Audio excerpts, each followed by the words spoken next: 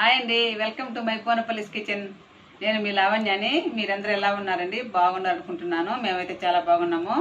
ఈరోజు మన వీడియోలో కారపొడి, శనగల పొడి చేసి చూపిస్తానండి. చాలా టేస్టీగా ఉంటుంది. ఇది ప్రతి ఒక్క కర్రీస్లో కానీ ఫ్రైలోకి అండి, కర్రీస్ కదండి, ఫ్రైలోకి మామూలుగా చిక్కుడుకాయ ఫ్రై కానీ, క్యాబేజీ ఫ్రై కానీ, వంకాయ ఫ్రై కానీ, ప్రతి ఫ్రైలోకి రెండు పొడులు వాడుకోవచ్చండి. కానీ ఒక పొడి వేస్తే మనకి ఇంకో పొడి వేయకూడదు. ఏదైనా ఒక పొడే వేయాలండి. అలాగే మనకు టిఫిన్లోకి, ఇడ్లీ లేక చాలా బాగుంటుంది. అన్నం లేక వేడి అన్నంలో నెయ్యి వేసుకుని తింటే చాలా బాగుంటుంది. మేము ఈ పొడినండి ప్రతి 6 నెలలు 7 నెలలకు ఒకసారి చేసుకుంటామండి. ఫస్ట్ చేసినప్పుడు ఎలా అంత టేస్టీగా ఉందో లాస్ట్ దాకా అదే టేస్టీగా ఉంటుంది, చాలా బాగుంటుంది. ఇప్పుడు మాకు అయిపోయిందండి, మేము చేసుకుంటా మీకు ఒకసారి చూపిస్తాము, మీరు కూడా చేసుకుంటారని చెప్పని నేను చేసి మీకు వీడియోలో పెడుతున్నానండి. చాలా బాగుంటుంది, మీరు కూడా చేసుకొని చూడండి ఎలా ఉండేది. వీడియోలో ముందు ఒక రిక్వెస్ట్ అండి, ఈ ఛానల్ కొత్తగా చూసే వాళ్ళు ఎవరైనా ఉన్నట్లయితే సబ్స్క్రైబ్ చేసుకోవడం మాత్రం మర్చిపోవద్దు. అలాగే పక్కన బెల్ ఐకాన్ క్లిక్ చేయండి. పైన ఆన్లైన్ వస్తుందండి, దానికన్నా క్లిక్ చేస్తే నేను పెట్టే ప్రతి వీడియో మీకు నోటిఫికేషన్ ద్వారా వెంటనే వస్తుంది. రండి వీడియోలోకి వెళ్దాం. ఇది ఫస్ట్ ఐటమ్ అండి, శనగల పొడి చేసి కావాల్సిన పదార్థాలండి. శనగల పొడి ఒక అద్దసేరు శనగపప్పు తీసుకున్నాను. అట్లాగే ఒక 100 గ్రాములు కొంచెం ఎక్కువగా ఎండుమిరపకాయలు తీసుకున్నానండి. ఇవి దేశ మిరపకాయలు, అంటే దీంట్లో కారం ఎక్కువ ఉండదండి, ఇవి కారం లేని కాయలు. అలాగే 2 స్పూన్ల ధనియాలు, 1 స్పూన్ ఆవాలు, 1 స్పూన్ జీలకర్ర తీసుకున్నాను. 2 తెల్లగడ్డలు తీసుకున్నానండి. మెయిన్ దీనికి తెల్లగడ్డలు మంచి స్మెల్, మంచి టేస్ట్ వచ్చేది. తగినంత ఉప్పు అండి. ఇప్పుడు మనం చేసే విధానం చూపిస్తాను. దాన్ని ముందు స్టవ్ అంటించుకున్నాను. ఇవన్నీ డ్రైగా వేయించుకోవాలండి, ఆయిల్ అసలు వేయకూడదు.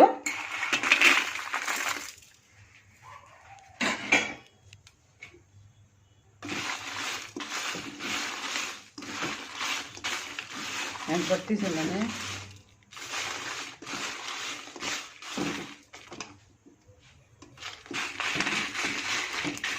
జాగ్రత్తగా మాడకుండా దగ్గరుండి మంచిగా వేయించుకోవాలి. సిమ్లో పెట్టుకొని, మంట మీడియంలో పెట్టుకొని. తొందరగా వేగిపోతాయి మిరపకాయలు.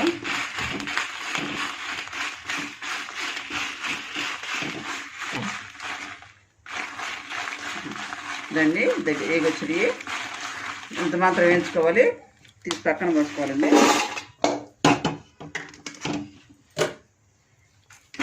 అలాగే ఈ పోపు గింజలు కూడా వేసుకోవాలి.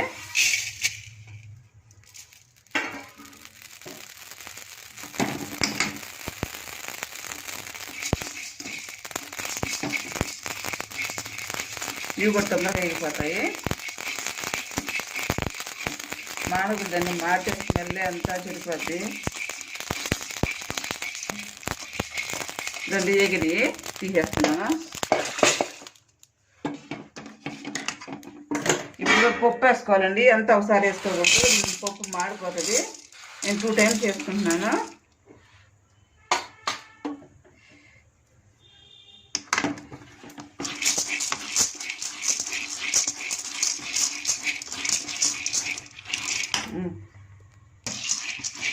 బాగా ఇది మటుకు బాగా సిమ్లో పెట్టుకొని వేయించుకోవాలండి, మాడకుండాను. బాగా దాంట్లో నిమ్మంతా పోవాలి, లేకపోతే పొడి 5 వాసన వస్తుంది.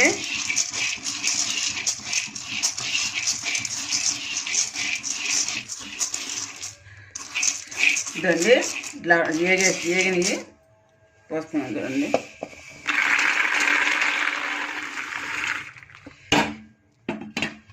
దాన్ని మళ్ళీ ఒక వాయి వేస్తున్నాను.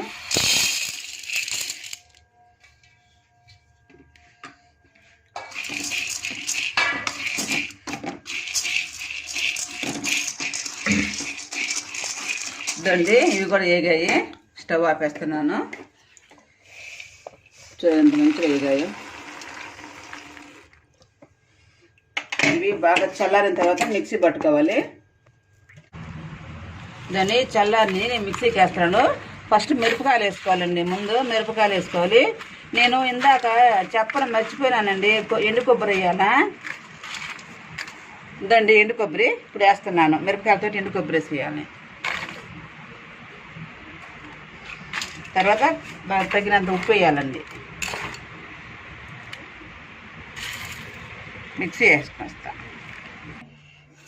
ఇదండి ఇలా మిరపకాయలు పొడి వేసాను ముందు.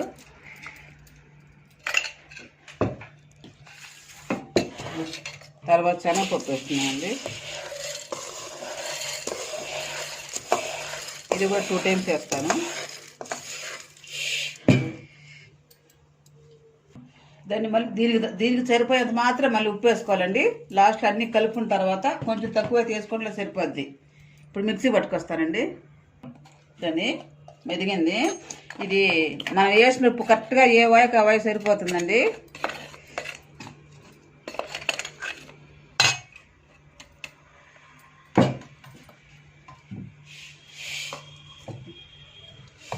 మరి ఇంకొక వాయి వేసుకొస్తాను. ఇది కలుపుకోవాలి. దీంట్లో మళ్ళీ కొంచెం దీనికి తగ్గట్టు మళ్ళీ కొంచెం ఉప్పు వేస్తున్నానండి. ఇంకా నేను సరిపోద్ది.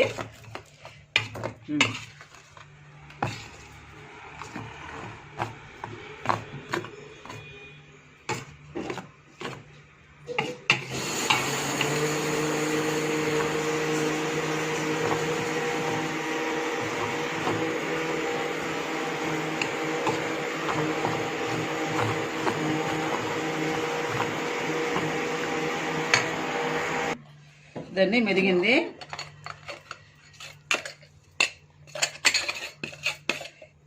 లాస్ట్లో కొంచెం వేసుకోవాలండి. మిక్సీకి వేసుకొని కొంచెం వేసుకొని దీంట్లో తెల్లబాయలు వేసుకోవాలి. ఒట్టి తెల్లబాయలు వేసుకుంటే అది చుట్టుకోబద్ది. అందుకని కొంచెం పొడి వేసి దాంట్లో తెల్లబాయలు వేస్తాను. ఇదంటే తెల్లగడ్డలు తీసుకున్నాను కదా, అవి పొక్కు తీసుకోకుండా వేసుకోవాలండి. మిక్సీ పట్టుకుంటా.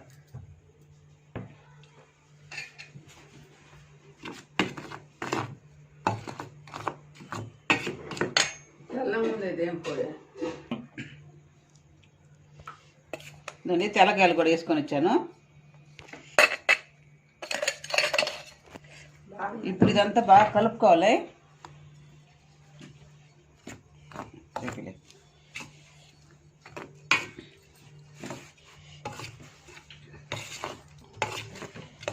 ఇది 7 నెలల దాకా బాగా నిలవ ఉంటుందండి. మేము ప్రతిసారి 7 నెలలకు ఒకసారి చేసుకుంటాము. వారం క్రితం అయిపోయింది. మీకు చూపిద్దామని ఇప్పుడు దాకా వెయిట్ చేసి ఇప్పుడు పెడుతున్నామండి. శనగల పొడి, కారపొడి మటుకు ఎక్కువ రోజు నిల్వ ఉంచుకుంటాము. ఏ మాత్రం టేస్ట్ మారదు. ఫస్ట్ ఎలా చేసుకున్నామో అలాగే అదే టేస్ట్లో ఉంటుంది లాస్ట్కి అయిపోయేదాకా. ఇప్పుడు శనగల పొడి రెడీ అయిపోయింది. ఉప్పు కారం అన్నీ సరిగిపోయింది. ఇది ఒక డబ్బాలో స్టోర్ చేసి పెట్టుకుంటే 7 నెలల దాకా నిల్వ ఉంటుంది. ఇప్పుడు రెండోది కారపొడి చేసి చూపిస్తానండి. దాన్ని ఇప్పుడు రెండో ఐటము కారపొడి అండి. ఇది ఇడ్లీలోకి వేడి అన్నంలోకి చాలా టేస్టీగా చాలా బాగుంటుందండి. కావలసిన పదార్థాలు ఒక 1/4 కేజీ కన్నా తక్కువ 1/4 కేజీ ఉంటుంది. దగ్గర 1/4 కేజీ మిరపకాయలు అండి. ఇవి కూడా కారం లేని మిరపకాయలు. ఒక పచ్చెనపప్పు, మినపప్పు అండి. 2 కలిసి ఒక అర్ధసేరు పప్పు వేసారండి. ఇది ఒక పావుసేరు తక్కువగా, ఇది పావుసేరు తక్కువగా, 2 కలిపి ఒక అర్ధసేరు ఉంటాయండి.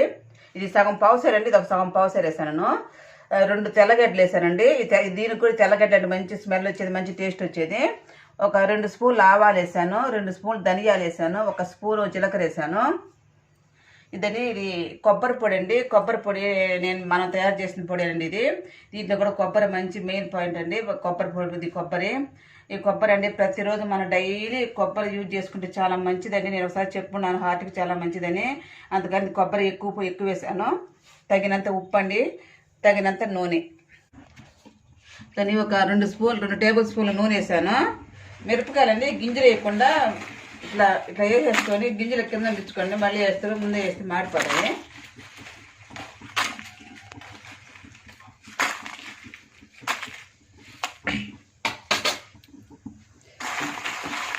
మిరపకాయలు వేసుకోవాలి ముందు.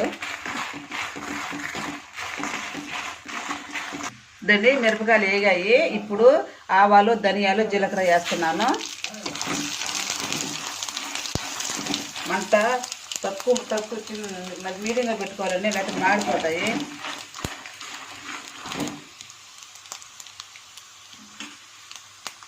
అండి దాంతో మినపప్పు కూడా వేస్తున్నాను.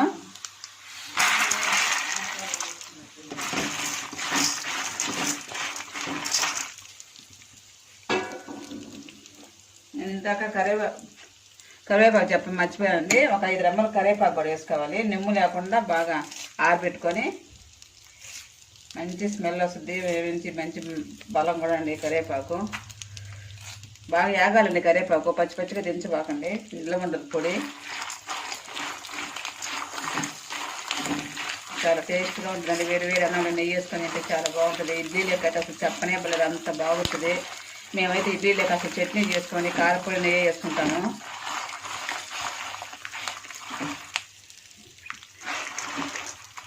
నేను 8th, 9th, 10th హాస్టల్లో చదువుకున్నానండి. అక్కడ రోజు మార్నింగ్ మాకు టిఫిన్ అది పెట్టేది లేదు.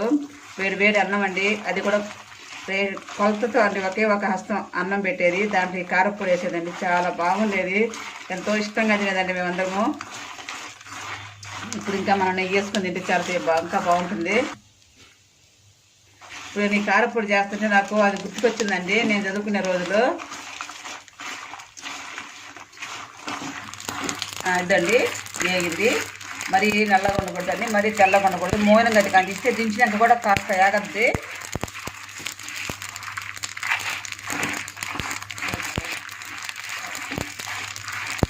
కరివేపాకు కూడా బాగా వేగిపోయింది. పెంచుతున్నానండి, స్టవ్ ఆపేసి.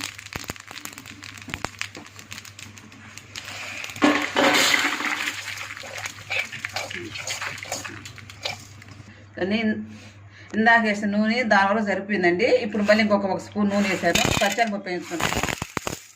ఈ 2 పప్పులు ఒకేసారి యాగవు కాబట్టి దీన్ని సపరేట్గా వేయించుకుంటున్నాను.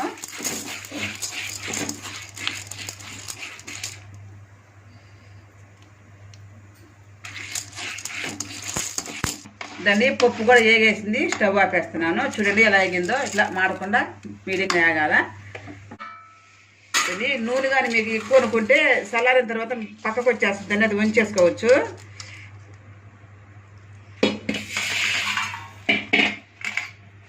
దాన్ని ఇవన్నీ చల్లారిన తర్వాత మిక్సీ పట్టాలి, అప్పుడు చూపిస్తాను. మళ్ళీ మిక్సీకి వేస్తున్నాను. ముందు మిరపకాయలు వేసుకోవాలి, తర్వాత దాన్ని తగినంత ఉప్పు వేసుకోవాలి, పప్పులు మళ్ళీ వేసుకోవాలి.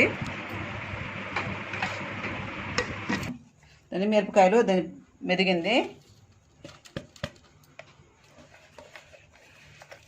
బాగా గింజతోటి బాగా మెత్తగా మెదగాలండి.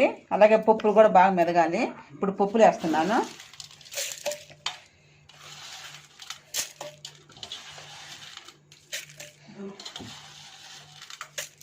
మినపప్పు వేసాను, దానికి తగినంత ఉప్పు వేసేసుకోవాలి. దానికి ఉప్పు వేసుకుంటే మనకు కరెక్ట్గా సరిపోద్ది. ఇప్పుడు మిక్సీ పట్టుకుంటాము. మినపప్పు కూడా మిక్సీకి పెట్టేశాను. ఇప్పుడు ఈ పచ్చెనపప్పు పట్టుకోవాలి.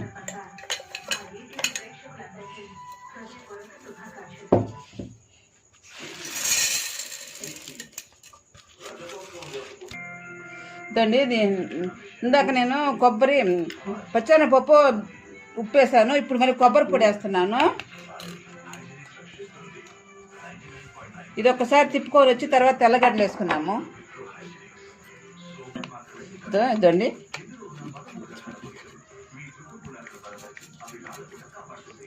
కొంచెం వేసుకొని దీంట్లో మళ్ళీ తెల్లగడ్డలు వేసుకున్నాము.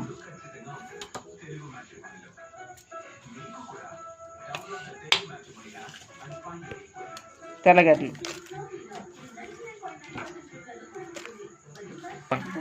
వేసిన కారం దాన్ని రెడీ అయిపోయింది. కారపొడి అంతా కలిపేసుకున్నాము. టేస్ట్ కూడా చాలా బాగుందండి. ఇంకా మళ్ళీ ఉప్పు వేసిన అవసరం లేకుండా బాగా వచ్చింది.